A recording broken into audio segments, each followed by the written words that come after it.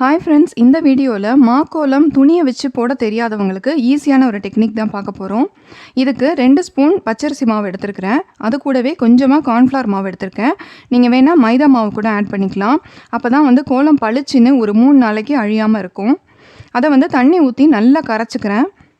தண்ணி தனியாக, அரிசி மாவு அடியில் தனியாக நிற்கிற மாதிரி கரைக்கக்கூடாது. ஈவனாக இருக்க மாதிரி கரைச்சிக்கோங்க. இதை ஒரு 5 நிமிஷத்துக்கு அப்படியே ஊற விட்டுருவோம். எதுக்குன்னா தண்ணி தனியாக, அரிசி மாவு தனியாக இல்லாமல் ஊறிடுச்சுன்னா நல்ல ஒரு பேஸ்ட் மாதிரி ஆகிடும். அப்போ நம்ம தோசை மாவு பதத்துக்கு அதை மிக்ஸ் பண்ணி விட்டுட்டு இந்த மாதிரி பெரிய ஸ்ட்ரிஞ்சில் எடுத்துக்கலாம்.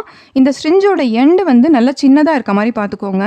ஏன்னா ஓப்பனிங் ரொம்ப பெருசாக இருந்துச்சுன்னா பெரிய பெரிய ட்ராப்பாக விழும். இந்த ஸ்ட்ரிஞ்சை வச்சு எப்படி போடுறதுன்னு ஃபஸ்ட்டு பார்த்துருவோம்.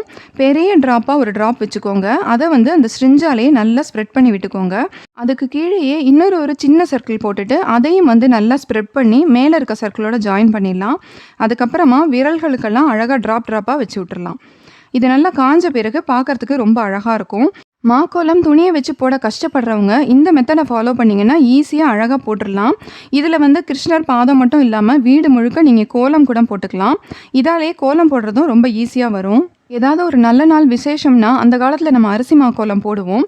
இந்த காலத்தில் எல்லாராலையும் அந்த துணியை வச்சு போடுறது ரொம்ப கஷ்டமாக இருக்கும். இந்த மெத்தடில் நீங்கள் டக்கு டக்குன்னு போட்டுட்டு அடுத்த வேலைக்கு போயிட்டே இருக்கலாம்.